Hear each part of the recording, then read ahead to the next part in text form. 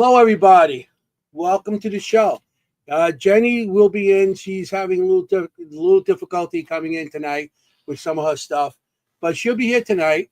Um, we, I just want to welcome everybody. We're back, and welcome to the Seekers Chronicles, the Paranormal Historians, where the history meets the paranormal, and we're just gonna just start the show in a couple minutes. Jennie should be back. She's having a problem with her issues with her thing, and that's about it.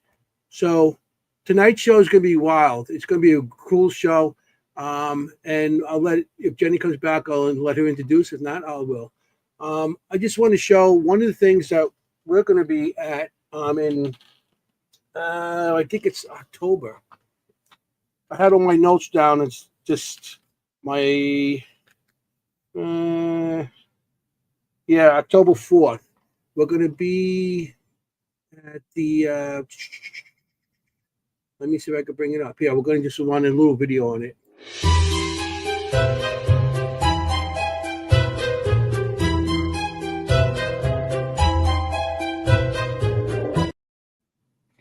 Yeah, right now there's tickets on sale for that show, and hopefully I see you guys there.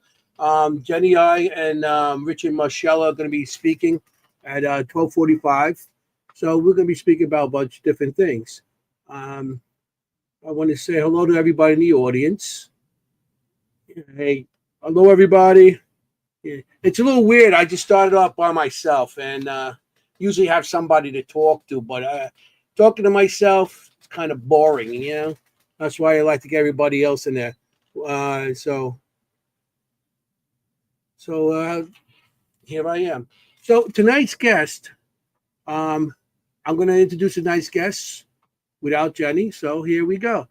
Tonight we're going to have Shauna. I hope I'm saying her name right, because I'm bad with names. I'm really bad with names. And she's one of the owners of the Das House. And here she is. Hey. Hey, how are you? Doing? Good. How's everything? Doing really well. No complaints at all. Staying busy. That's the best thing, is when you stay busy and everything. We met at the at Gettysburg Battlefield Bash. Yes. Yeah, that's where we met. And I went by and I'm like, hey, this looks like a cool location. And so it was awesome to meet you. And and Danielle, am I saying her name right too? Danielle. Mm-hmm. There you go. That's why I let Jennie introduce everybody, because everybody in the audience. Here she is. There she is. So sorry about that, everybody. I had severe technical difficulties. We had to resort to using my phone. Yeah. She had to have one of the cats rewire everything for her. Yes. And she just went off. There she is. She's back. She is. Hi, guys. I was just saying how we met at Gettysburg, and it was nice meeting them and everything. And it's like, another day at Gettysburg. I know. Love it there. That's one of my favorite. I've been going there since the second when they first started. And the second one, the first one I went to, and the second one I was like, I got to put my stuff up there. Mm-hmm. So that's when I started going, and it was an awesome place. Really is an awesome place, So, Jennie, I had to introduce the guests. Oh my God! First time in what is it? 49 episodes now. Yeah, we're on 49, episode 49. First time in 49 episodes, he's had to introduce the guest. Wow. Yeah, well, and I said the name right. I said the name right.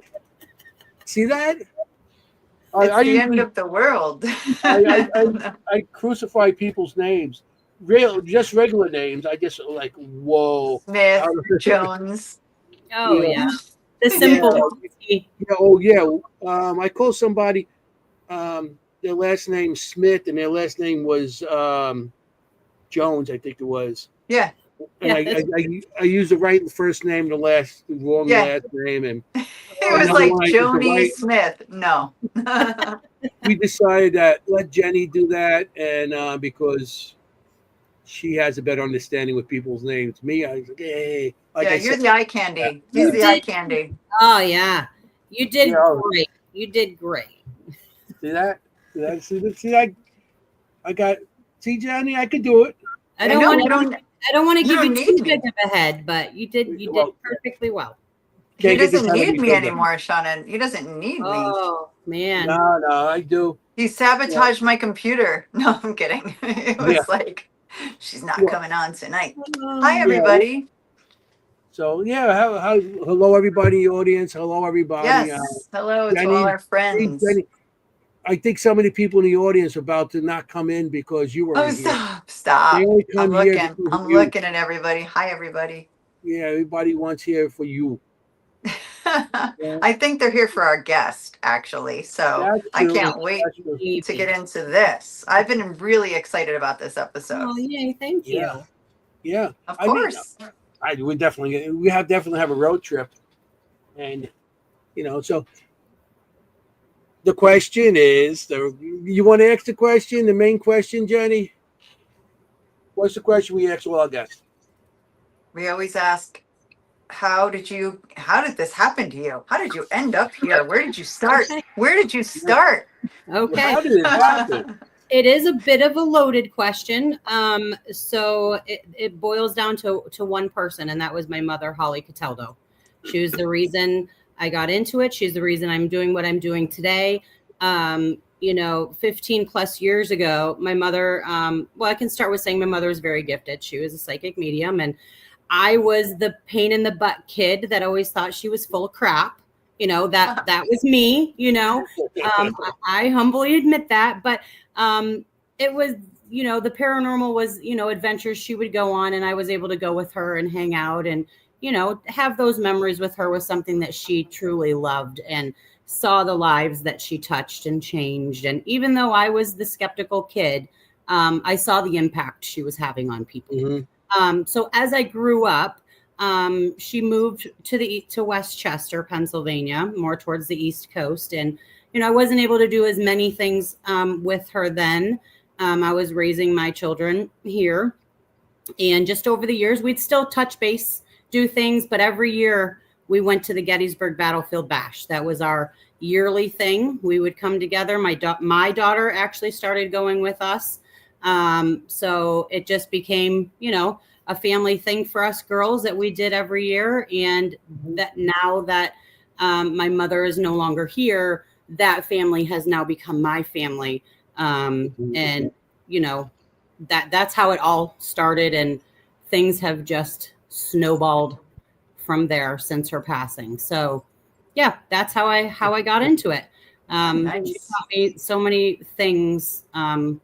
She might have not thought she was teaching me things, but, seeing the way she respected spirit and the way she conducted herself with people and investigations and how she just loved everybody. Like she wouldn't know you from Adam, even if she, had a running in with you somewhere. She was always on social media here later on. And if she saw you were having a bad day, she was the person to reach out to you just to let you know she was thinking about you. And she hoped, if you needed anything or just somebody to talk to. She was that person for a lot of people. Yeah. I probably met you there because I've been doing like I said before, I've been doing the Gettysburg Paracon since the second one. The first year they had it, I just went to it. And the next year I had to be part of it. That's it. But then I didn't show my spirit on. I just showed all my equipment and my thing for the Seekers Club of the Paranormal and everything. Yeah. So I probably had a run in with her, talking to her and stuff like that with you guys. Yeah, absolutely. This was only our second year vending there. Prior to that, like I said, I had been there every year with Mom. The only year, obviously, we didn't go was COVID. And then 2023 was when she passed away. Wow. But we've been there for all of them. And we will continue as long as it's happening. We will be there. Yeah, me too. I love that. Beautiful legacy. I love that generational thing. I have daughters myself. Yeah. And my mom has sisters and I have two sisters. Like it's all girls. So I'm loving what I'm hearing that. Yeah, absolutely. It's, it's kind of transgressed into like, this has everything that I'm doing and moving forward doing. This has actually become my grief journey. This is how I've been able to turn my personal pain into power. to continue to do good things in the world that she would have done had she still been. I love that. I love that. It's touching. Thank you. That's beautiful. That's Absolutely good. It's a good beautiful. story. Yes, very nice. I mean, it's really great when Sometimes it bites me in the butt though, because like people don't. The biggest struggle I've been running into is people don't really believe that I really am 1,000,000% honest and my intentions are genuine. They don't think that there's still good-hearted, good-intentioned people in the world. So I can understand that. It can tend to be a little bit of an issue. So, but I have no problem proving my words with actions by any means. Yeah. Trust me, somebody who wears a shirt like this completely understands what you're talking about. Absolutely. I do, because I agree with you. Like, I have nothing but joy, nothing but good in my heart. And it can be. People sometimes like, they're cynical. And I just want to help everybody, as many people as I can. Like, that's just who I've become. And this is not who I always was. Trust me. It's your journey. Through this journey, I don't know. My mom's passing changed me. I think death has its way of, changing each individual differently. And something that was so horrible. And of course, I miss my mother every day. Losing her has made me a better person at the end of the day. Do you think that she knows that?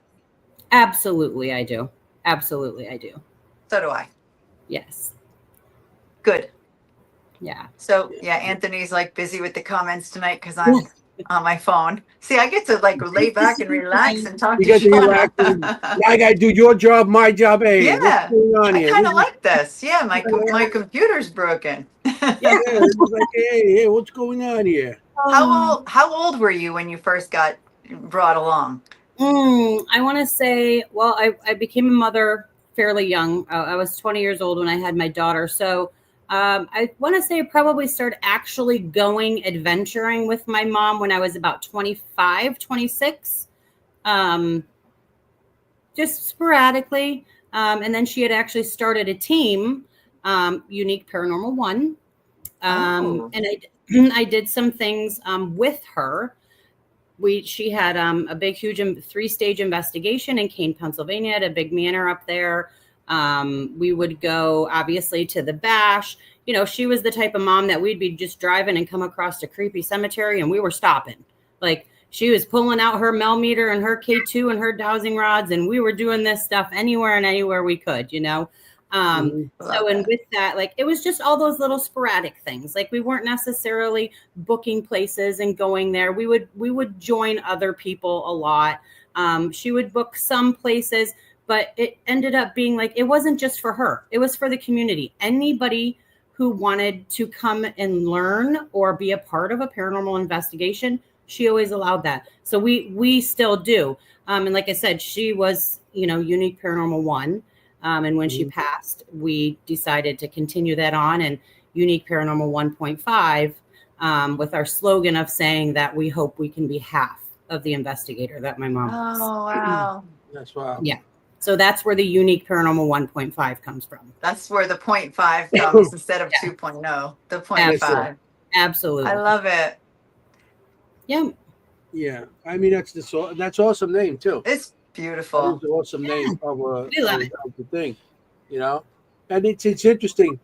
You start getting into when you're 26 and, and continuing, 26, sometimes, I started my investigating a lot earlier in life. My son, I tried to get him in at 13, but when he turned 26, now he's a father and everything just becomes, I mean, like, I would see her do these things all the time growing up. I mean, she, did reads for people all the time. It was just like, mom's doing her thing over there. But I actually didn't start participating in things until my mid to late 20s. Okay. Yeah. Because you start understanding a little more too. Yes. Back then you're still in a rebellious state, younger. Oh yeah, like it was like, I'm not going to hang out with my mom. Like, I'm going to go hang out with my friends. Like you don't appreciate those kind of things until you get a little bit older. Sure. Yeah, and you're settling down a little bit too. That's awesome that you got into it and you continue it. you know, and you Absolutely. continue her legacy also. Yeah. That's awesome. I mean, It's great. I believe in all this all together and how people get into it and everything. And you have a great story there with mom, you know, getting you started with that. But how do you know her story? That you know how old was she when she started noticing her abilities? My mother claimed that she just had abilities her whole life. Okay. Unfortunately, and this is where the next journey for us is going. And I know we still need to talk about the Doss house and all of that stuff, but where our journey is going next is because my mother had all of these abilities growing up, but she went through that stage in time where it wasn't accepted, it wasn't recognized. You were crazy and you were medicated. So she had a very rough time with all of that back in the day. For most of her life, she didn't speak up about it. She didn't until she actually had ran into my now paranormal family in Gettysburg, where she felt comfortable and was accepted and acknowledged, and the things that she was going through, you know, was validated for her. And she was a part of a team.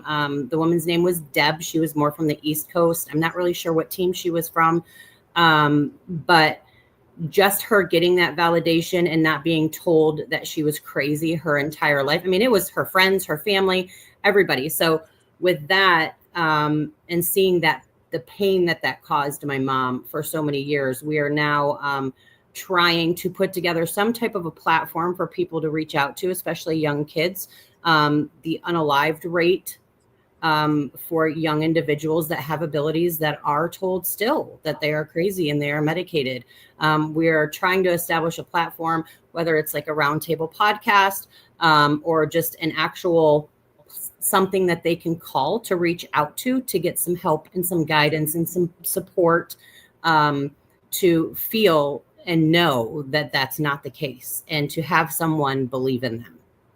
If you need help with that, I am all for that. So contact me, because I went through that, because I started seeing things as 3 years old, and I came to the same time your mom did, and we weren't allowed to talk about it. And when my first Paracon I went to was the Para Unity in New Jersey. And I went there, and it was like a weight coming off my chest. After all these years, I couldn't talk about it. And it was just like, because my wife even said, when I came back, she goes, you met your peeps, because you're just so, and it was so relaxing and everything, because before that, it was, you know. You were afraid. You were afraid to say, like, See, I wasn't afraid, but I had a lot of people commenting and stuff like that. And because I started talking at the age of 13, 14. More or less bullying you then. But that's back in the 70s. Yeah. But they tried to bully me, but I became a person that fought back and got physical. But still, that was, didn't have to be. Yeah, that didn't have to be. No. And I lost a lot of friends because people thought, like you said, they thought I was on drugs, or they thought I was making things up. I was crazy, and I've been told all these things through the years. So what your mom went through, I went through. So I understand all that.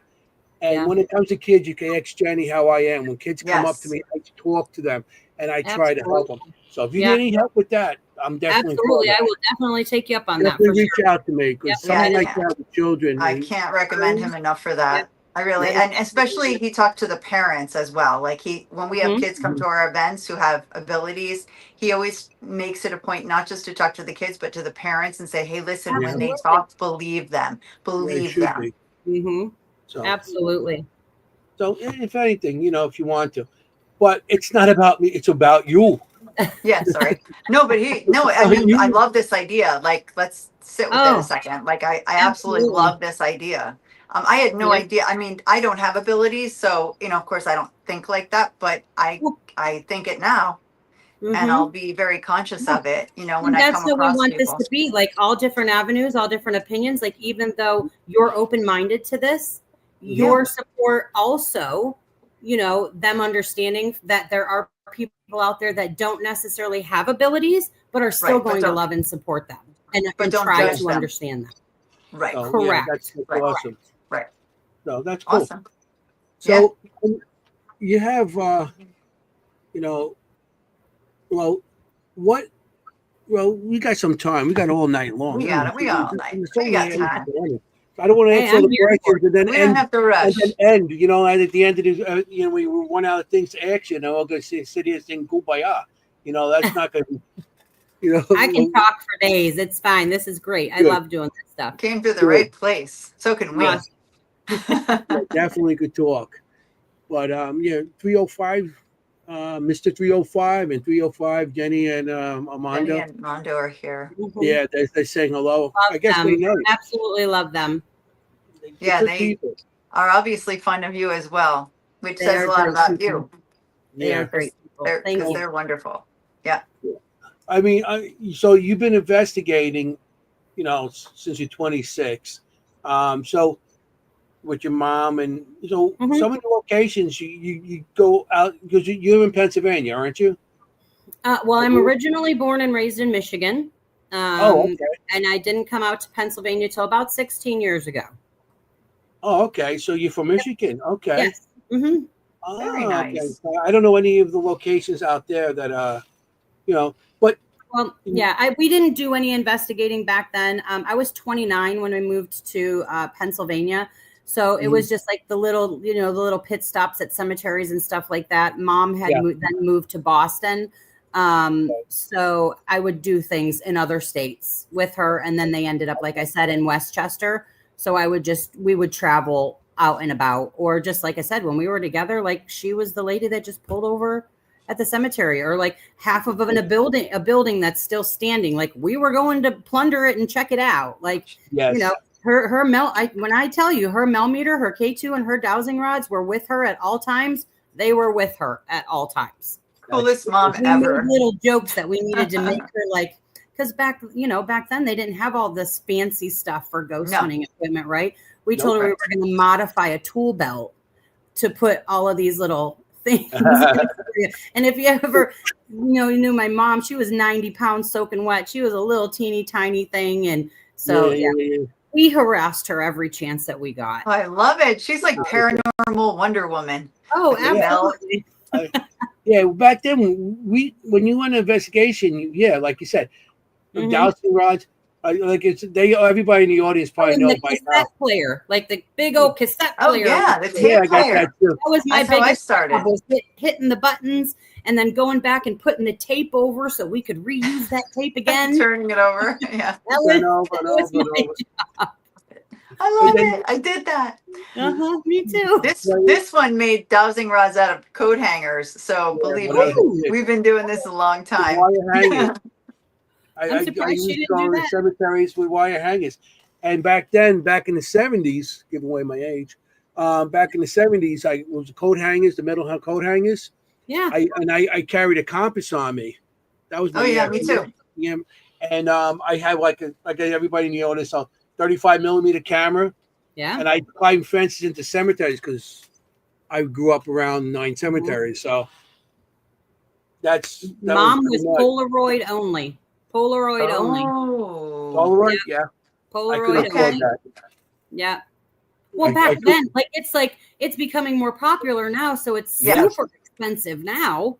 Very super. It's like $5 a picture now. Yeah, it was comparable to dropping your roll off at the place to get developed. So yeah, that was cool because we could actually see it all right there, then in the action. You know how many rolls are still left at because I couldn't afford to pick them up, and or rolls I weren't developed because I couldn't afford to develop them. I had like a bag of rolls of stuff. I did get some developed, but back then you didn't know what you're looking at really. You're sitting on a stash of paranormal evidence, man. What are you thinking? Yeah, you didn't know, and you had nothing to refer back to, like the TV stations. Like I mean, I learned some from the TV shows. But you use your own common sense to, when you go out, you pick up other people's techniques, and it just to this day, I don't care how long you've been doing it. Excuse me. To this day, I still learn from other people. Of course. 100%. Every single time. You can learn from the newest people that come in. Absolutely. Techniques and stuff. So that's what's pretty cool. So I hear somebody. Oh yeah, we went We went there recently, actually. First time ever. About a month ago, we were there. Very awesome, very amazing location. Yeah, we were there. Yep, just recently. I've definitely heard of that. And was it amazing? Was it really good? Yeah. It's definitely, you definitely can never have enough time there. That's for sure. It's incredible. And just, I'm not sure who owns and runs it. It's probably more than one individual. I'm not really sure. But it was probably one of the cleanest facilities I've been in. They really do take care of the building. They preserving the history. Like that's another big part of it. Like I'm big on history and preservation and stuff. So that was really awesome to see that. And there, we got a ton of activity there. So it made it even better. Oh yeah. Yeah. So, and it was also awesome because I got to go back and visit some family and stay with my sister. Oh, and, right. Yeah. Can reconnect with some old friends that they've been watching us for a while. And they're like, hey, can we come with you? And I'm like, absolutely you can, and then we, anybody who's new to it, we give them some little basic information to make sure everybody's at least protected and they have a little bit of knowledge going in because, we all know like, that you just never know. You never know what type of energy is going to be in a place. Of course. Banding together and making sure everybody's there for each other for us is always important. Of course, we always try to educate and we're always looking for light and positive energy, but we also acknowledge that there's some not so negative energy out there. Of course, we're not looking for it, but we know the possibility of it showing up on us is there. So we want to make sure everybody's prepared and protected. Yeah. Right. That's awesome. Yeah. Always better to do that. Absolutely. Always better. Right. Better safe than sorry, for sure. Yeah. I mean, what do you call it? The asylums are usually always something there at a certain asylum, every asylum, because there's always something negative that happened there in the past or, very somber, sad feeling. You just, you can't help but feel just sad. Yeah.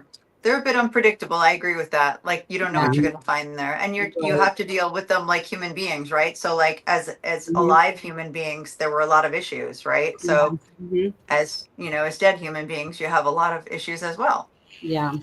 Well, things don't really change after you pass. Yeah. Or even just the residual energy of what the chaos that could have occurred there, can intentionally be harming as well. I fully believe in that as well. Mm-hmm. Sure. Yeah, that's wild, those kind of places. What was like one of the worst places you've been to, Oh, one of the worst places? What do you mean by worst? Like most frightening? Yeah, pretty much. Something that really you're still thinking about, like, wow. Okay, so there's your most profound experience. Yeah, there's two places, and one of the places I have to be biased because it's at the Doss House, and it's not because I own the Doss House, but it's because of what happened there. But the other place, and I can't remember what building it was actually Crescent Sanatorium in prison in Crescent, Pennsylvania. Massive. Like I said, like I'm getting the chills just thinking about it. There was an incident in one of the lower level buildings. Like I said, I can't remember what building it was. But the hallway, all of the doors were a brown, thick metal.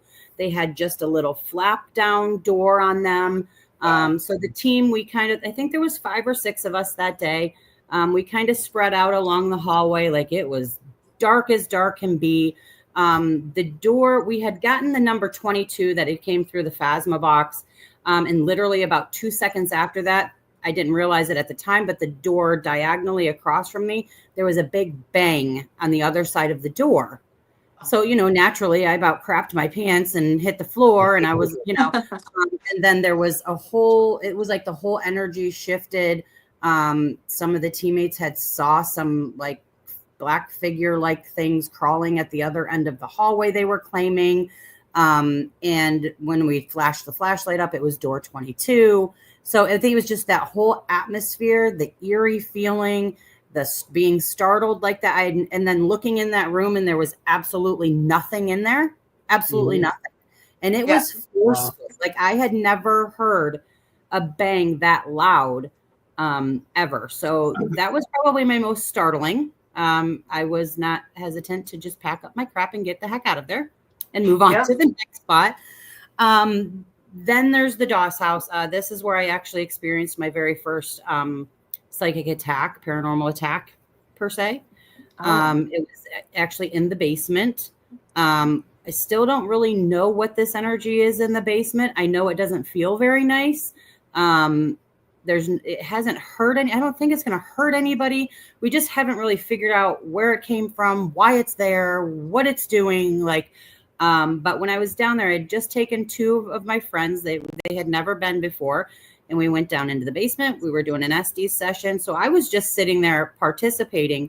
And immediately I felt like some pressure on my neck. My vision went like, you know how it looks when you're underwater and you open your eyes? Yeah. And my friend Jay, who was in the room with me, I was just like, I feel like I'm underwater. Like, I don't know what's happening. I'm getting short of breath. And they said my face turned as bright as a red tomato. No. I tried in those moments to like set my personal boundaries and, within myself and demand that this energy back off of me. And it didn't. So I had to immediately get taken out of the house. And within 5 minutes, I was okay. And then we reviewed some live footage from down there. And we later saw that there was an image of a little girl in that space that doesn't look that she just doesn't look like a very nice little girl.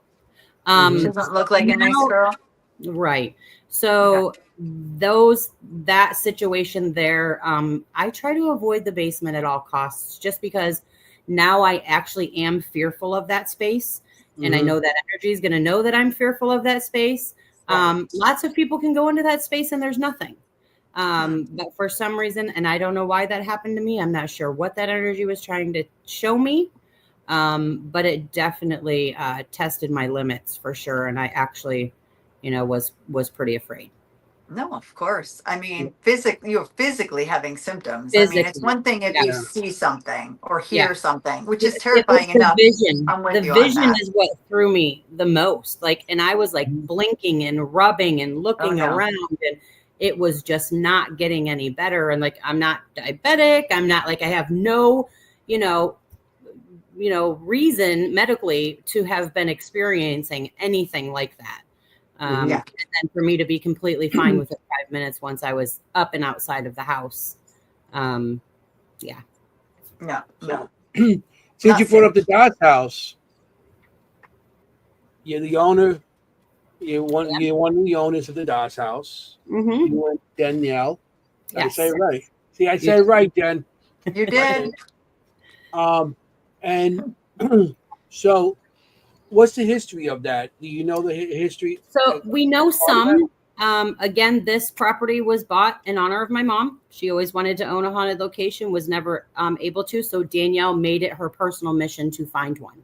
Oh, that's nice. And we had been looking for about a year.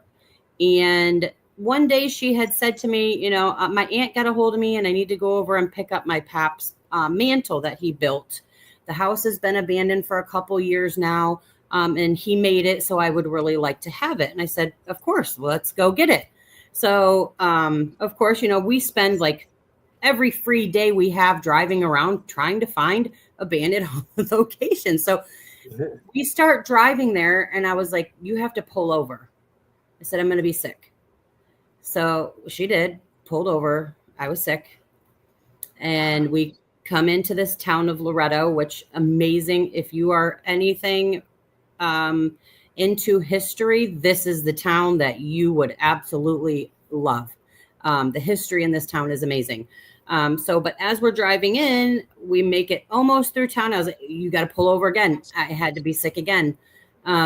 So we pull up on the curb. So now you have Main Street, and I didn't, I wasn't really paying attention. We pull up on the curb and she's like, okay, we're here. And I turn and I look at this place and I was like, what? Danielle. She's like, what? I was like, this is your grandfather's house. And she said, yes. And I could tell she was kind of feeling a little embarrassed that this was, part of where her family had came from. And I was like, no, I'm not saying that in that regard. I said, this place is haunted as shit. Why didn't you think about this place being what you're looking for, right? And she's like, honestly, I don't know. And I was like, huh. I said, okay, well, I said, what I'm feeling right now, I said, let's get the mantle and we're probably going to have to go fairly quickly. So we did. We went inside, and her Aunt Teresa had showed up about 10 minutes behind us to let us in, and we were in there. And mind you, this entire place was hoarded out. It had been sitting empty for about 3 years now. And I'm sure you guys have seen, I'm hoping you guys have seen some pictures of it. But yeah, we just, and it was like, you know, and Danielle does have some abilities as well. And she's like, wow, she's like, there is a lot of energy in here. She's like, I never even thought of this. So we got talking to her aunt and told her what our idea was and what we were looking for and all of these things. And, you know, of course, Teresa was absolutely willing to sell it. And Danielle was like, I want to buy it. And I was like, whoa. Like, yeah, it's awesome. The feels are here, but we need to investigate it. We need to actually make sure there is going to be some, you know, activity here, that, because if not, it's defeating the purpose of us doing this in honor of my mom. So she agreed, and our aunt let us in there. And when I tell you that first night, so we had me, Danielle, my best friend, Beth, my daughter, Chloe, and Beth's husband, Brent, who is the biggest skeptic that there is on the planet. So we always try to bring him along when we can, because he's like our debunking king. Okay. Yeah, those are the best people to bring.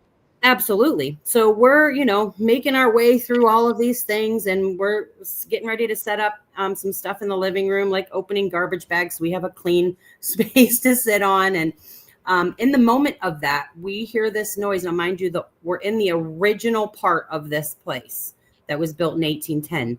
And the basement that I had that attack is right under our feet. We hear a bang so loud, it literally sounded like a shotgun went off down there. And the floor rose. I could see Danielle in my peripheral rise up a little bit, and everybody froze and looked, and Brent jumped up, and him and Danielle ran out and around the house, because he thought somebody was in the basement, because the house had been empty for so long, or, you know, vacant for so long. You think it's somebody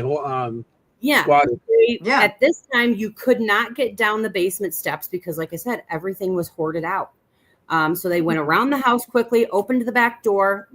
That first part of the basement that you went into was hoarded out. They had to climb up and over some things to get to that back basement.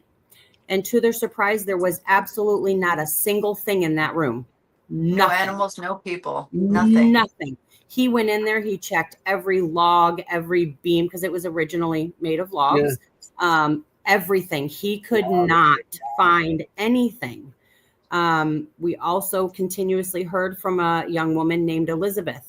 I'm not sure what I can say on here, but she said you can bleep me out later, or I guess you can't, because this is live. No, you can swear. Is that what you're going to say? Well, like her being hung, is that okay to, I said it now. Yeah.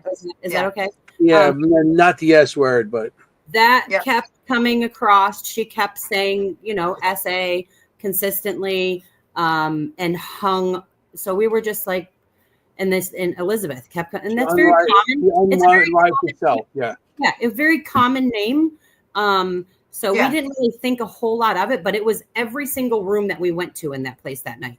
As we were leaving, my daughter starts flipping out from the back seat. She had found an article of a woman. I can't remember her name right at this moment, but her first name was Elizabeth something. This had occurred in 1963, and 3 gentlemen had abducted her, did all of these things to her, and left her hung over a door in Loretto. And she is now buried in the very next town over. So that was the icing on the cake for me. And I was like, okay, yep, this is meant to be. My mom preached divine order. I was living in St. Mary's, Pennsylvania, when I met Danielle. The house is on St. Mary's Road. We met for our very first date at Prince Gallitzin State Park. This town was founded by Prince Gallitzin, and he's buried right across the street. Like all of these things interweaving with each other just made us feel like this was how this was supposed to go. And for the first year that the Doss house was open, of course, obviously we went in there, got some dumpsters, purchased the place. You know, we had to put heat in there and get the running water going, fix the roof. But we tried to keep the inside of the house as original as possible. We went through as much as we could to keep as many original things to the house that we could. And we have no intention of ever changing that unless we absolutely have to. Like, we found the barber's actual clippers and scissors, his mirror, some things from doctors with history. We found that the original structure, the living room and old basement, was the first structure built in this town in 1810. Prince Gallitzin came over in 1799, pushed out 4 Native American tribes, and claimed this land as his own. He then in 1916, so he built this little cabin, or 1816, I'm sorry, is when he started plotting the land to build homes. So we believe this original building was like the meeting house where they were making all of their plans, where he was staying while his church was being built. And then later, you know, obviously not long after, he had his big own house over there by his church. And then Schwab, the man of steel, Charles Schwab, came into the area. He built his mansion at the opposite end of town, where it has the Mount Assisi Sunken Gardens. Beautiful, beautiful place. The monks still live up there. Then we have the church, which is now a minor basilica. Absolutely incredible. The Pope was there, I believe, in 94 when he deemed it a minor basilica. A big tomb out front with a full statue of Prince Gallitzin, and his tomb is there, and you can actually go down in to where his final resting place is. Cool. So yeah, that and like I said, like for the first year, we disclosed that Danielle had anything to do with the house. We wanted the Doss house to build a name for itself. Before we openly were saying, you know, that Doss was Danielle's grandfather, like, because we all know how this field can be. We didn't, you know, lie about that, or we just disclosed it. We just didn't talk about it. That makes sense. We wanted people to go in there blindly without any influence, any interpretation, and let the house speak directly to them, so everything could be real and valid. So smart. So smart. Yeah. So that we're coming up on our 1 year. We opened it up on Halloween last year, and we have some of my mom's closest friends coming this Halloween for a big celebration, and we're ecstatic. It has been one heck of a ride, I'm telling you. I bet. Yeah. I bet. I got a question for you. I know that you said the woman was hung there. When you were talking about that, I visioned a redheaded woman with green eyes being abducted and really hung there. That is possible. I do not know what this woman looked like. I will pull that article back up and see if I can find something, and I will 100% let you know. What I see is like long, straight red hair, green eyes, and she does look Irish to me, like an Irish type of, with the skin and freckles and stuff like that, you know. And she was young, and I see her like in a white shroud, like, you know, like a long, like white gown. I don't know, like a long shirt or something like that. It goes down to her feet. Yeah, like draw it, Anthony. Stuff like that. Yeah. I'm not seeing good things about that. But you know, I mean, you did get a little. Wasn't pleasant. Yeah, the article wasn't. Well, what I see is a redheaded woman with green eyes. I will definitely check that out. Like Irish or something like that. Yeah. You know, but that's interesting. That's great stuff. I mean, you have the old part of the house, and it's like 1810. Yeah. So you have that's all. Yeah. So you have the living room and basement, 1810, and the little lofted upstairs bedroom. The dining room was late 1800s, has since had to be, you know, a new foundation put on it and the building raised up because it was literally falling off the back of the house. So when you go there, it will look like it's a newer part of the building, but it's actually not because they had to put a new part of it up. So that was late 1800s. And then the early 1900s, the kitchen area was built on. And then it wasn't until the mid 1900s that the barbershop was built, when Doss and his family purchased the property. I believe that was in 1943. And it was a couple years later that he built the barbershop there. It originally was not connected to the house. It was its own entity. Because, you know, a barber, that wasn't the man's spot. Like it was his business. It was, you know, not a part of the family home and the children and all of that. But later on, so Doss had passed away in 1983 in the living room there. And a few, I can't remember what year Marjorie fell ill, but she did. She became bedridden. And that's when her children attached the two buildings together and put her bed and everything over in the barber shop. It was just easier for her to care for her there. That's where the running water, the first toilet, they put in a roll-in shower over there for her. And that's where she had spent her final days. Oh, wow. And Danielle's grandparents lived in this house too?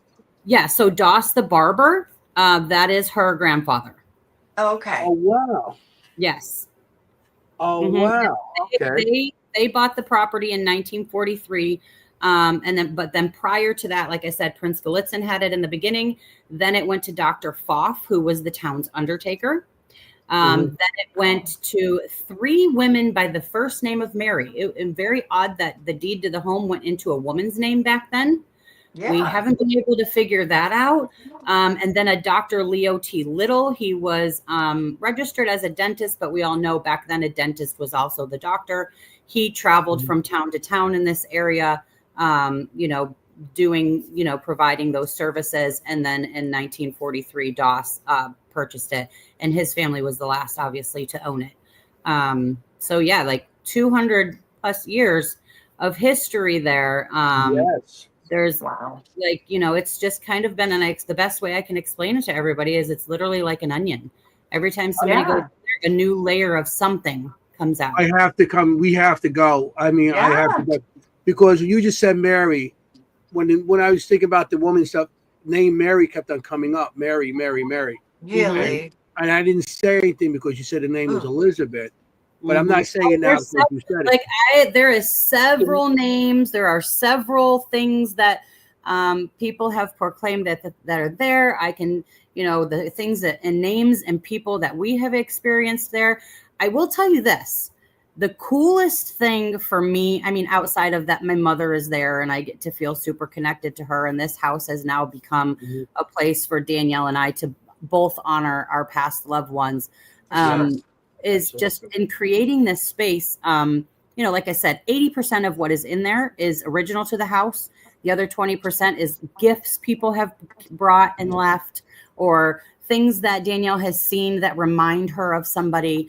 And some of my mother's items are in there. But the bed upstairs, there's a bed upstairs that obviously was not there.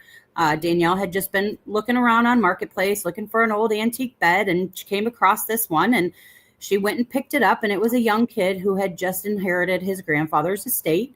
And, she got chit-chatting with him a little bit, telling him where it was going. And he was like, oh, that's so cool. Like, I'll have to come check it out. And so she brings this bed home, and, we get it in the mattress cover, and we get everything set up, and everything's great. And the next time we investigate there, we're getting tons of activity off of this bed.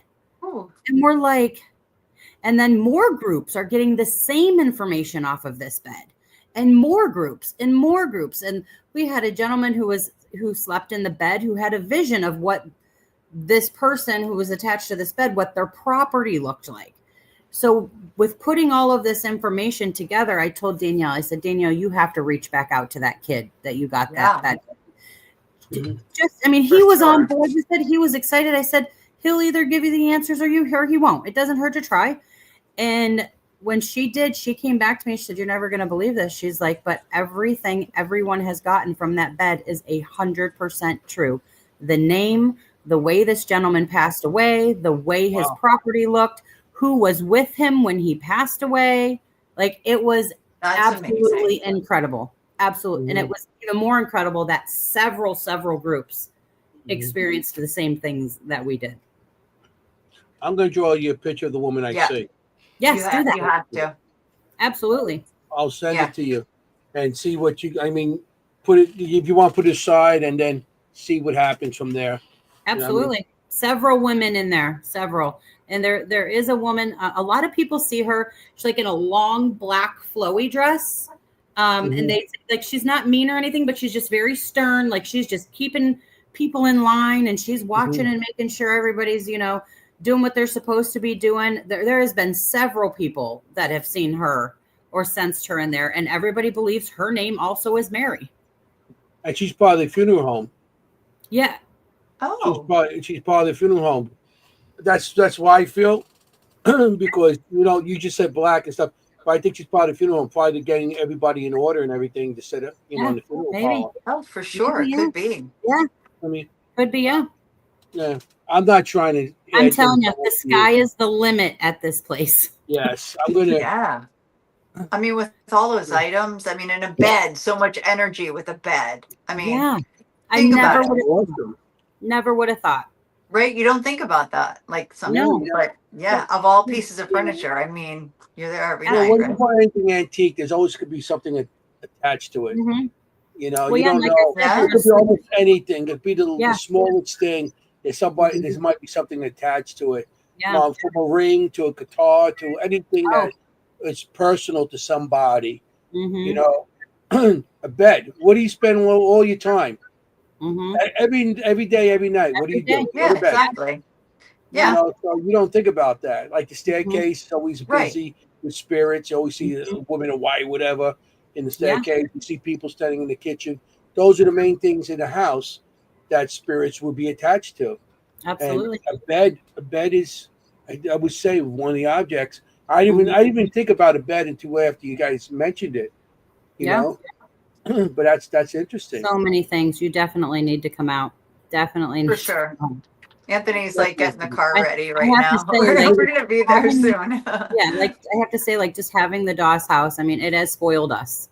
It has spoiled us because it's always so much happening there for us. And you go to some other places that you've gone to your whole life, and you're like super excited if you get a hit on a REM pod. Like it's a celebration, right? Like, and it's nonstop at the Doss house. So awesome. it's made it cool because then when we do go to these places that you really have to work for that, it makes it even more special. Like, right. So I love it. I love everything. When you have a place like yours, when you go to those other places, there's things going to happen where everybody else might not realize it, but it's in your head already. You experience from your location, so you'll be open to more things that may happen at a location. And it does. It challenges you to try all these different things, to try to get, use your intuition more, use that little digital recorder more, just sitting in silence more.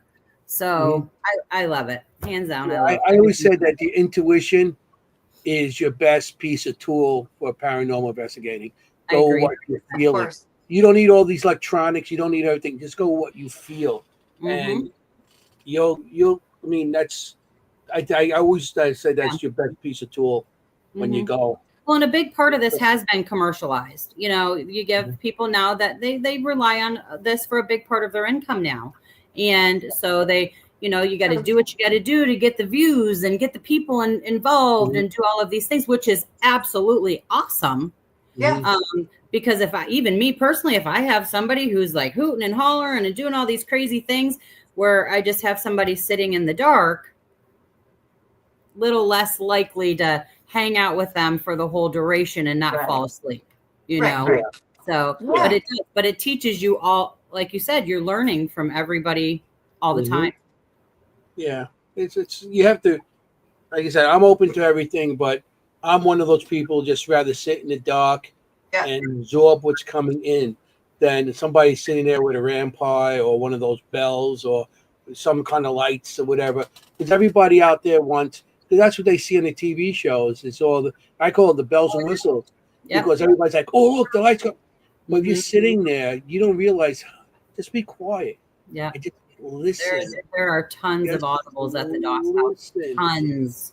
Tons. It's a great place.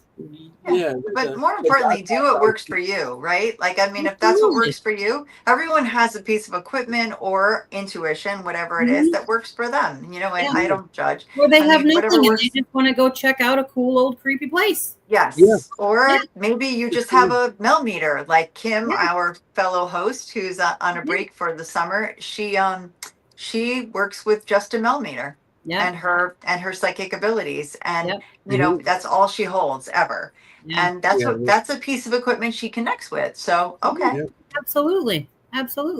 And same with me. I have one piece of equipment I connect with, and everybody who watches knows what it is, that I'm a big digital recorder person. There you go. I have about 10 and I use them all.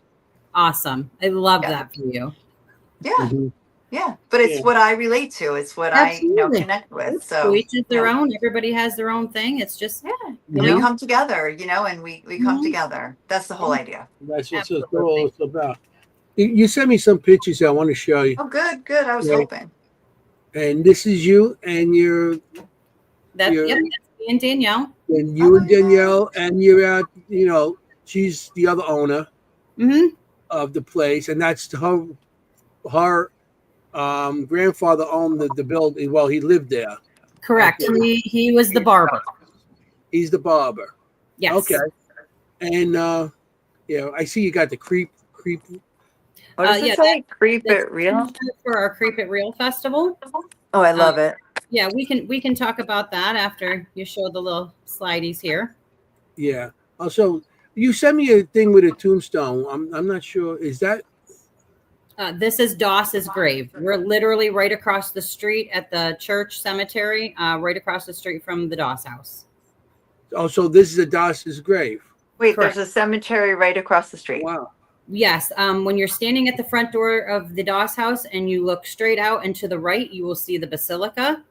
Right in front of the basilica is Prince Gallitzin's tomb, and right to the right of that is the cemetery.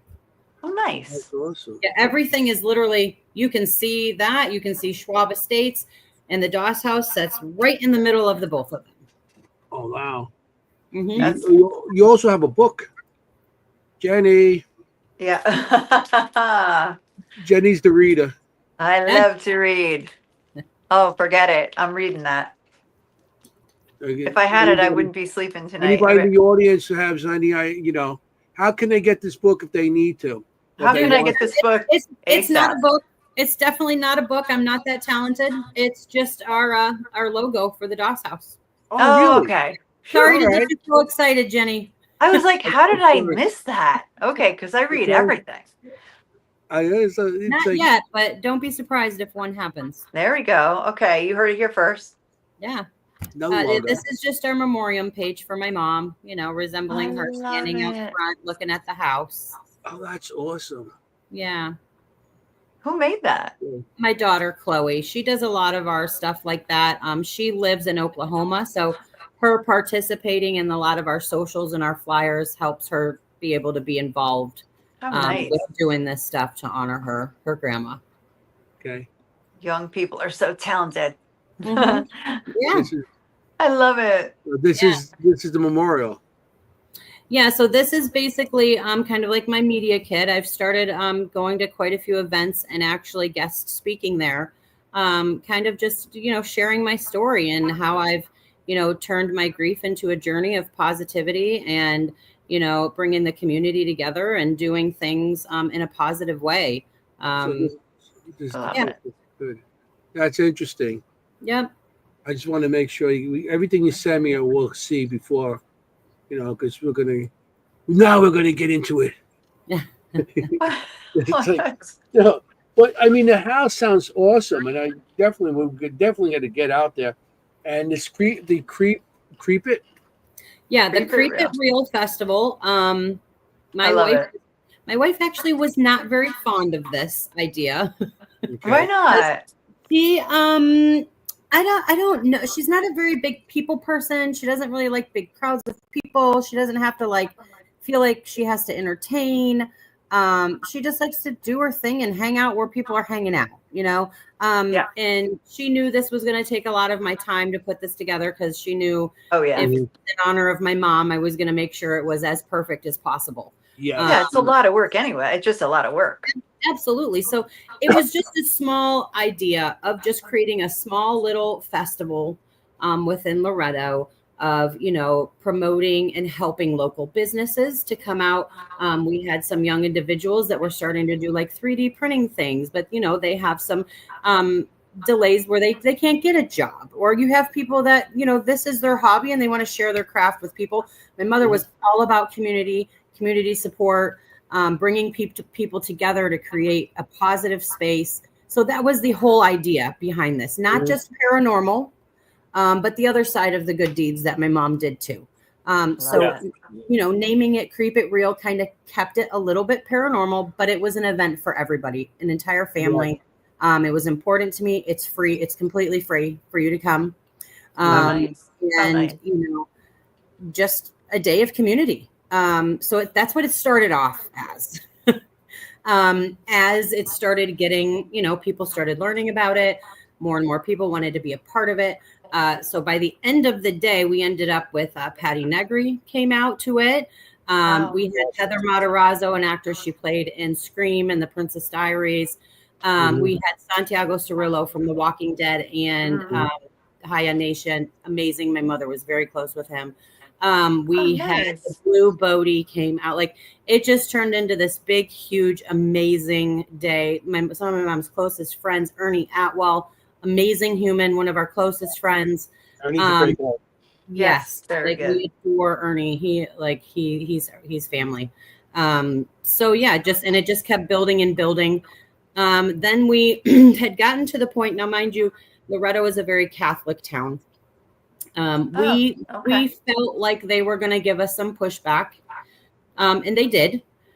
So in order to prevent that, in January, I started going to all of their monthly board meetings just to let them know who I was and what I stood for and what I was trying to accomplish, and 1,000,000% transparent, like I always am.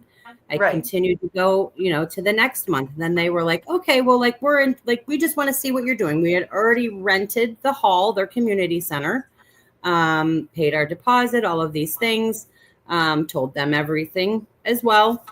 So then the board asked for me to present like who's going to be there and all of these things. Still no problems, no issues. I continued to go month after month while I'm developing this festival. And 31 days before the festival, they canceled us. Devastating, absolutely devastating. And the reason that the mayor gave us that the college came back to us with was because we had made a proposition to hold a parade in the town to honor hometown heroes, which obviously we all know what that is: firemen, police department. And for children to walk in the parade as their favorite superhero or princess. And all of the proceeds of that festival would be donated to the Loretto Police Department, because in one of these meetings, I heard him express that the car he was driving needed some updates, but they just didn't have it in the budget, right? So I propositioned them with this idea, and that 100% of the funds would go to their town. They then asked the college, which St. Francis University is in this town. My daughter graduated from there. And just to ask if we could line the parade up on one of their side roads. That was the day everything tanked the ground. They said that they would in no way, shape, or form support demon chasers, was their response to the mayor. Oh boy. So then, Jennie, you're sideways. I know what happened. You're right sorry. there. What is going on tonight? While you fix that, I'm sorry. What is going on tonight? So it turned into that. They canceled our event without notice. So that then had me go, you know, it then was scrambling. I'm like, what, you know, we have airline tickets and all of these things. And, you know, panic struck. And a good friend of mine, Ryan, with Paranormal Theory, reached out to me and said, hey, why don't you get a hold of Dave at the Old Stone Jail in Ebensburg? And I was like, I thought about it, but you know, there's a host team there, and I don't want to step on anybody's toes. I'm just not like that. And he's like, let me get a hold of them, let them know what's going on. So he got me a meeting, and I went over, and they were on board. And he said, absolutely, we love the cause of what you're trying to do, and we do believe in you, and 100% we will support you in this event. And so we moved it there, and it was beyond what it ever could have been. This event in an old stone jail with the vendors got to set up in old jail cells, and like, it was just an incredible experience. Cool. It was so successful. Lots of our guests said it was, you know, one of the most organized, well put together things. So it was incredible. It was absolutely amazing. And so we have decided we're going to do it again. Awesome. Same place. When is it going to be? I'm interested to be part of it. Yeah, absolutely. We would love to have you. Absolutely. definitely It is going to be June 20th. Oh, perfect. Mm-hmm. My birthday is right there, June 25th, so we can celebrate there together. You go. Absolutely. 20th. Oh, and we no. do. It can we be like a incorporate. birthday trip. We can have cake. We can have a big cake. Figure that one out. Who June doesn't love 26th is my anniversary, so I got to figure something out there. Yeah. Come on. It's going to be Come 34 on. years. So we'll see. We'll figure that out. I definitely want to be part of it. So Well, we'll have to I'll go put that down. it's the week before, I believe, because your anniversary is the 26th. So, Oh, yeah, you're golden. You'll be good. So, yeah, and we incorporate the DOS squeeze house it in. into all of this. Well, Yeah. you know, you women, when it comes to anniversaries, Yeah. I got to take the whole I'll month talk off. to her. Say, Jennie will take care of it. Jennie will take care of it. I got this. So, yeah, and we incorporate both places. So we have the vending event all day on Saturday at the jail from 11 to 7. Friday night, we have private things with some of our celebrity guests over at the DOS House Friday. And then again on Saturday night, and then also at the jail, different events, Friday night at the jail and Saturday night at the jail. So there's always something going on for everybody. Tons of we do tons of giveaways. We don't do basket raffles. We just take in donations and we let people win things. We are this year going to actually use a charity of choice, which is Santiago's Haya Nation, for veterans and anti-bullying. And his foundation is an incredible thing. I believe in it 1,000,000%. And so we will use that as a charity for people to donate to this year. And yeah, it's just going to be awesome. We're super excited.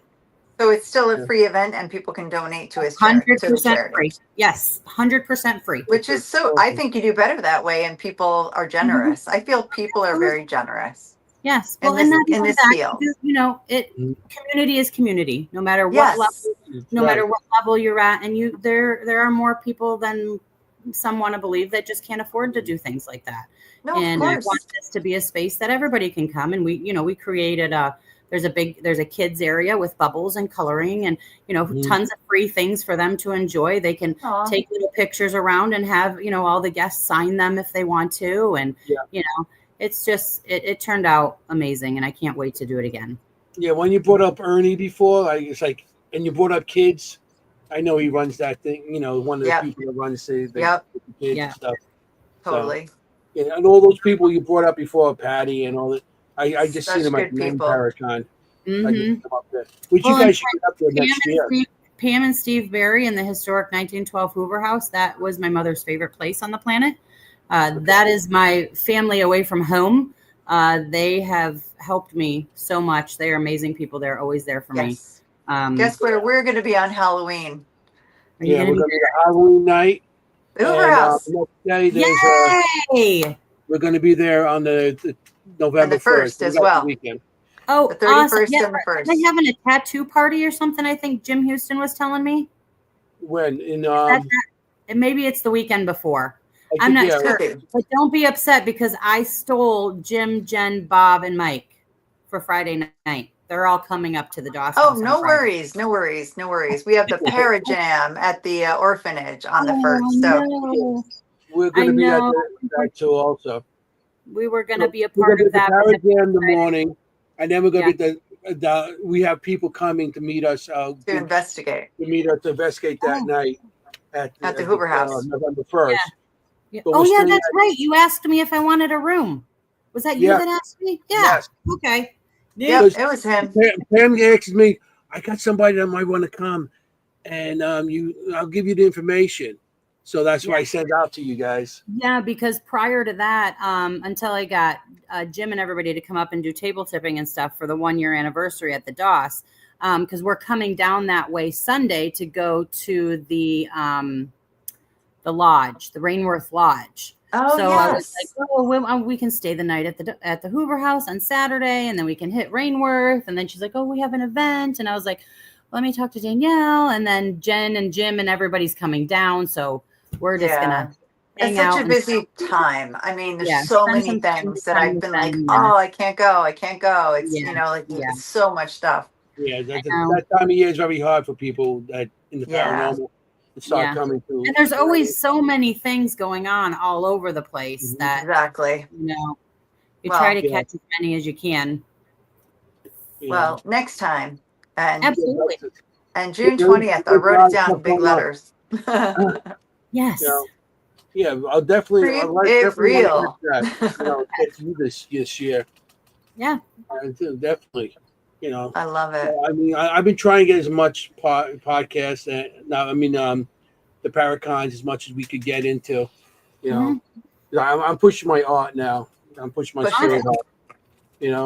I used to push all my investigation stuff and everything and talk to people, but now I'm pushing my spirit art, and it's turning out. So it's going so well. Don't let him be humble. It's going amazing. I can't wait for him to get to the DOS will house. Keep you successful, though.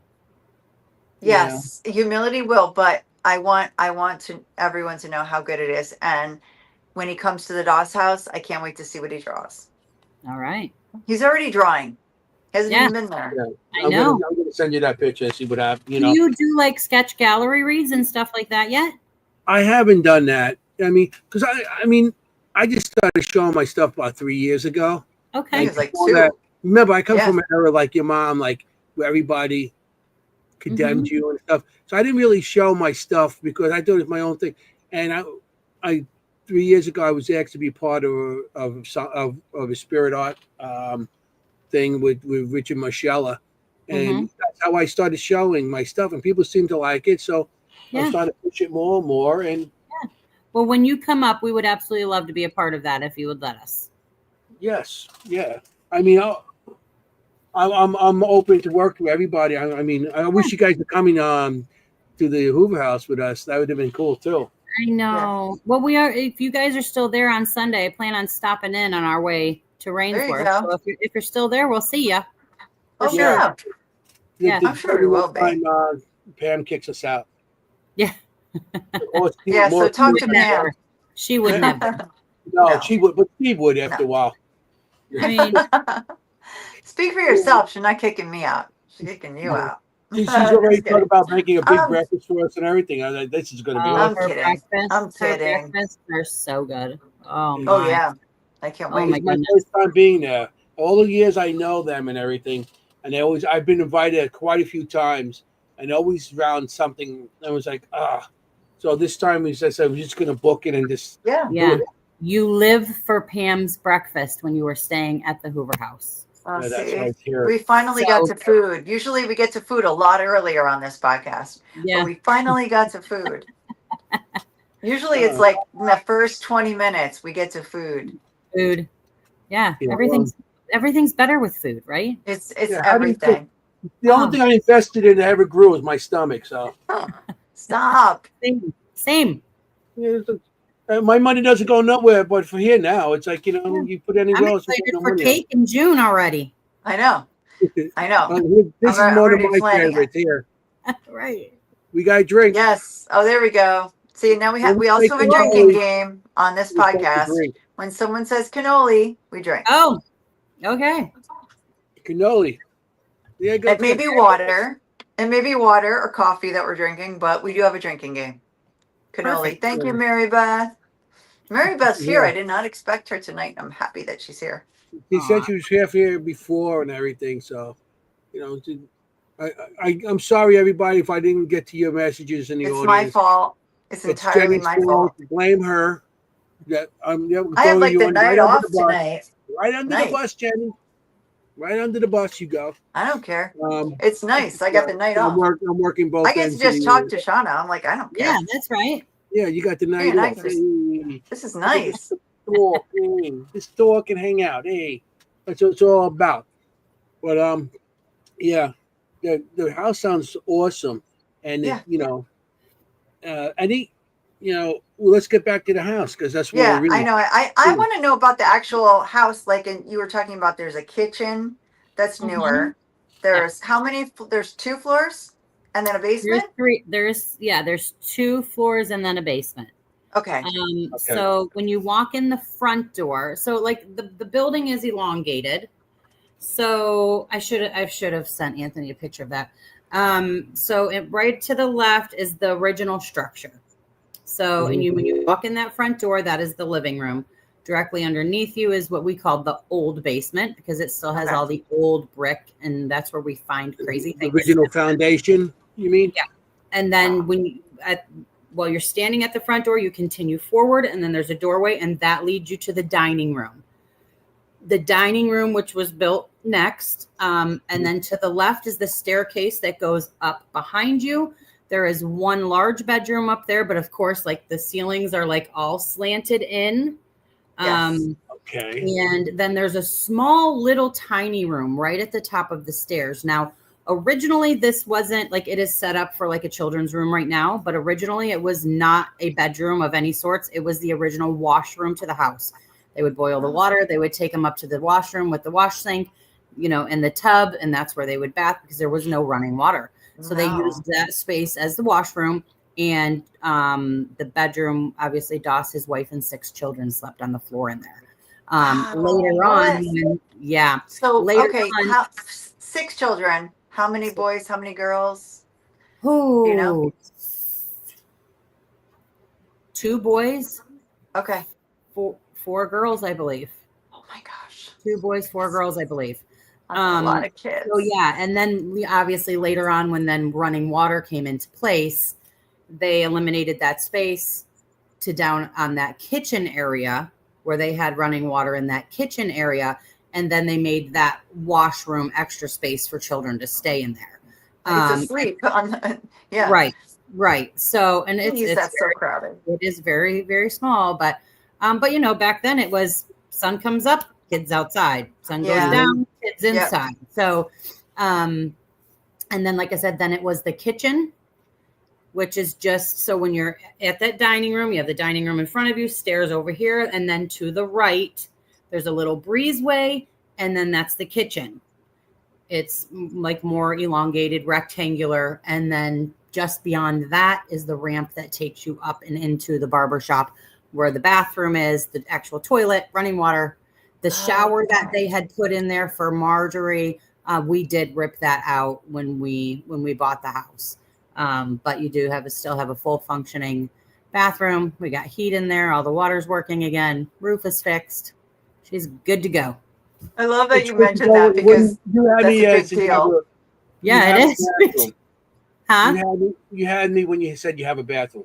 I know, right? Because it's like a big deal in paranormal investigation. Yeah. Like, is there heat? Oh my gosh, awesome. The bathroom and heat was number one to us. And coffee. The bathroom's only hello.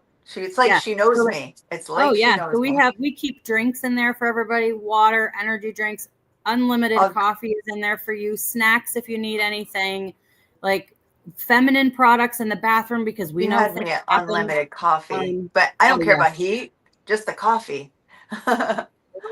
Bathroom coffee. That's all I care about. We usually bring our own stuff also, so we always have a snack. Yeah. Because we bring cannoli. When you go on investigation, definitely cannolis. Yeah.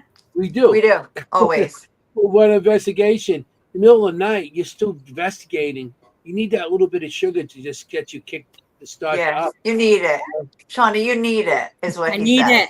I need it. That's Dr. Anthony. You need a little bit of sugar. You need the cannoli. Cannolis. Yeah, we didn't drink. Oh, I did. Oh, yeah. 5 times. I did. Well, maybe not 5 times, but I did. No, it's okay. If we had a drinking regular drinks, we'd be having. Can you imagine? You know? Can you imagine? We'd be pretty trashed at this point. Yeah, we'd be. That's right. So bobbing and weaving. The kitchen. There was a built-in kitchen back in 1810, or was it outdoor? Because they used to have summer kitchens. That's new, right? It was outdoor then. This kitchen wasn't put on until I think it was right before Doss bought it, so it was probably in the 30s. Oh wow! So there was an outdoor kitchen area. Yes, like a summer kitchen they called it. So when you are in the old part of the basement, you can see like where the old outdoor mantle area used to be. Okay. And it's actually like it's a pretty hot spot area there. Oh, of course. Yeah. So that was there. It's around back on the far right side of the house. Mm-hmm. You just see like what's left of what was there. how much land you have around. So you go there, you could actually investigate on the land also around the place. You can. So like I said, it's right in the center of town, so it's on a lot. Oh, okay.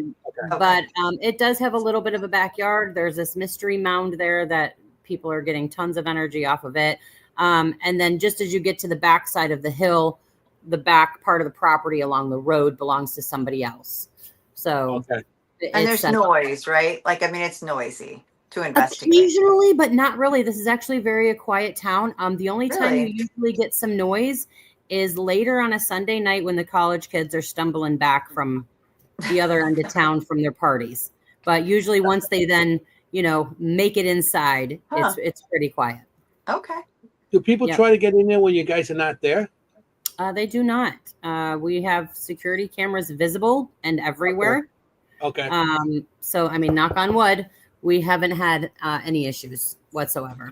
Good. Okay. I know a lot of sites that were abandoned for years, and after you start getting it all set up and everything, you always have people trying to get in for the years. Yeah, I think because of who the family was that owned it was predominantly known in that area, and he was respected.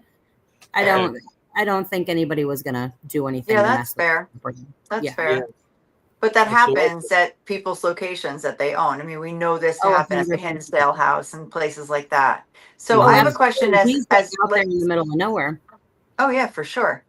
And we've had people come down while we've been there, and I always said, like, I'm good staying here by myself, but what I'm scared of is the people, the teenagers or whatever. People. Like, I'm not blaming teenagers, but it has been teenagers the last few times that come down and they're like, can we come in? And I'm like, if I'm there by myself, I don't feel so great. The ghosts, I'm good with. But I have a question as an owner. Like, I have a lot of questions as someone who owns a house like that. Because, I know people who have just started, owning a house, right? How do you feel about the camera? We talked to Ed recently at Sweet Home Estates. Like, how do you feel about the camera trend? Like, keeping cameras on 24/7? We do not do that. We do not keep the cameras on 24/7. What we do, the system that we have is activated by noise and sound, like movement and sound. Okay, but for security, not for paranormal. Right. Like, so there's just for both, Oh, okay. So in general, when no one's there, it's, as soon as, sound or motion is detected, the alarm's going off. Oh, cool. We get a lot of little rice burner cars that come cruising through the town, and I'm getting an alarm that all the sound, detection's going off. But what's cool is when groups are in there, because this service, like, you buy the system and you don't pay any fees, like no monthly fees. So what's cool is, as long as there is a group in a room actively investigating, those cameras are recording the whole time consistently. The only time it is not recording is if there is no sound and no motion. And now, because of the size of the Doss house, most rooms are detecting sound while there's a group inside. So which then is awesome, because then I can go back, pull footage for people, validate, invalidate. Okay, this went off that, Oh, I love that. Yeah. So that's how we're doing that. And we don't have to charge anything extra because we're not paying anything. So we have no really problem doing it. Yeah. I love that. I use a body camera, not only to capture things, but it's not great. Doesn't go very far, the light and everything. But I love it for my digital recorder, because I can hear someone says a name and I'm like, did I say that? Kind of thing. Well, I can go back and look at someone talking, see if anybody was talking or hear myself talking. And it's great. Like if you hear nobody else talking on my body camera, and yet it comes out the digital recorder, it's like, that's happened to me so many times. I'm like, that's gotta be one of us. And I can go back and check, and it's not. And it wasn't. That's an awesome method. I love that. So you can do the same thing. Like, if you really have something come out. Absolutely. Yeah. I love that. I love that double verification. Yeah. Mm-hmm. I love it. That's very cool. I'm a camera person. That's what I do. Yes, he is. I get cameras. I got the camera here. I got body cam front and back with people making faces at me. People. Who does that? Who would do that? I don't know. I love that for you, but I don't have that kind of time to go back and review all of that. No, who does? Yeah. Well, he's got stuff from 1978 that he hasn't reviewed yet. Remember, he told you with the Oh, camera. Trust the me. film. No, Yeah. I'm with you. I do wear the body camera, but Mhm. I do sort of speed through it. I'm with The you. most we do now, obviously, is when we're in there, we have the cameras if we need to validate something. But otherwise, we're usually live on some sort of platform. So we at Oh, least nice. have some type of video while we're in these places. Because it's just, I don't like dragging a big old camera around and worried about swapping batteries. And I want to enjoy my time there. And, Yep. so we usually just keep a live running, and then we review the lives with the community later on, and it's awesome. That's I do that every Wednesday night on TikTok. We throw up the last place we investigated, and we all review the footage together. I love it. Well, that's good. That's a good idea. Yeah, Yeah. it's a very good Hey, idea. the more eyes, the better. That's how I look at it. Oh, absolutely. 'Cause everybody 100%. wants to be investigated, but nobody wants to do the reviews anymore. Yeah, it's true. I And that's- enjoy it. I do it as often as I can. I just don't have as much time as I used to. I tell my Who wife all the does? time, yeah, I'm like, I am more busy now doing this than when I had a full-time job. Like, Sure. yeah, just because heard of this that, is fun, actually. and I want to do Yeah. it, and I the sky is the limit, and there's just new ideas and new people, and amazing. I've met so many amazing people. That's awesome. The location sounds great.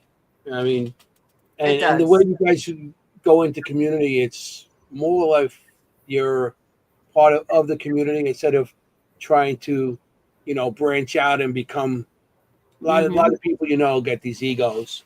Yeah. And you guys don't sound like have egos, and the way the community should be, because that's the only way the community is going to go. Yeah, I mean, I would think everybody that has if you, an idea. yeah, I mean, if you don't, with something, how to, they think, oh, what I got is the best, and their heads get so big for themselves, they forget what they're there for. Yes, absolutely. I mean, they forget who they came up with and everything else, and that's the problem. That's a big problem where we're going now. And the people you mentioned before are all good people that are part of the paranormal. That's being part of. They're coming down for you guys. And that's what's good about it. I've been doing this such a long time, so I've been through a lot of people through the years, and you start seeing people that are in it for a different reason than what you're in it for. Oh yeah. Well, and I was under that bubble for so long. So like last year for Creep It Real, a good friend of mine approached me and she's like, so do you want me to see if Patty Negri will come to your festival? And I was like, who's that? Ooh. I mean, as much as I don't like to admit that, because now I know her and she's incredible. And I'm like, how did I not know her? But I had no idea who she was. Like, and then when I saw her, I was like, oh, I recognize her from always seeing her on my mom's TV, but I had no idea who TikTok she was or whatever. Like, I was associating with like Ernie and Andy Andrews and Pam and Steve. Even like these were the people that I knew, like all of those guys, like even like the Blue Bodie. I'm not sure if you guys are familiar with her. Yep. Great friend of mine She's now. coming on the show. She's coming on the show. Oh, yay. I love it. I think. I'm trying to get in touch with her. Hope she gets back to me.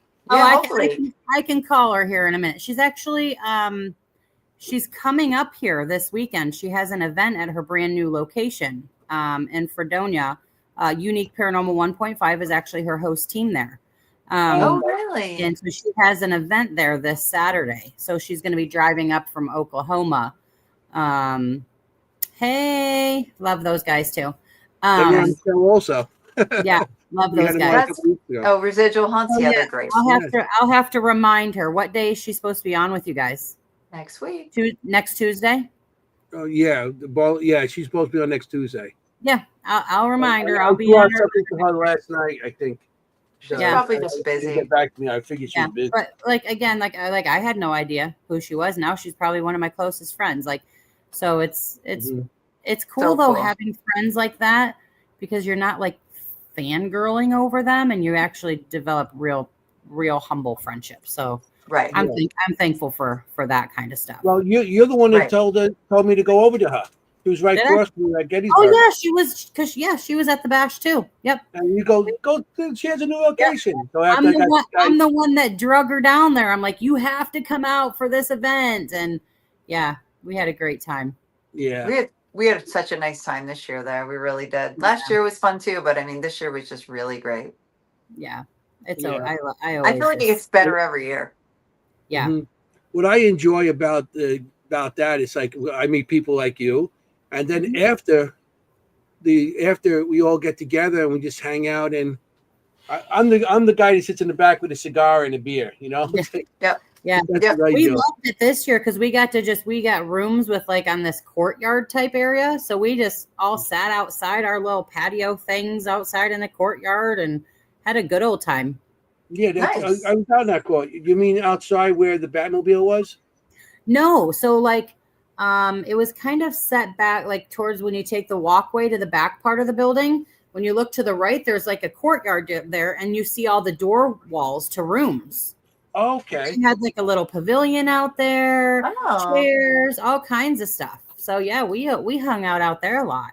Nice. Okay. Because things can get a little crazy up front, especially when they do like the bartending stuff and So I hung out by the Batmobile. I just sat there with my chair. I bring my chair. I bring my own chair. Yeah. Yep. Sit down and we'll bring my own beers and we sit there and there you go. Yeah, we just people watch. Oh yeah. So everybody's so nice. Like everybody's just so nice. Oh yeah.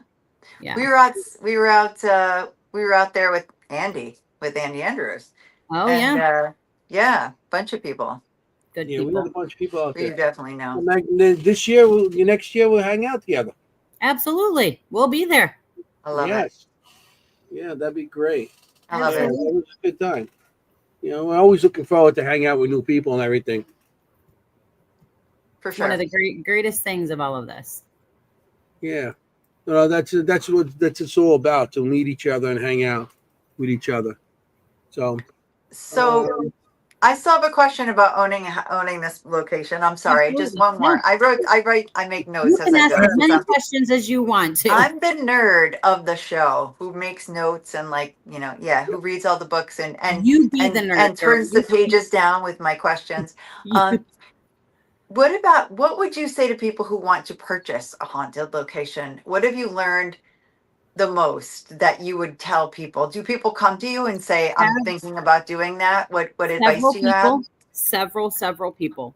Okay, so not a crazy question then. Okay. No, it is not. My best piece of advice is do not buy a haunted location to make money.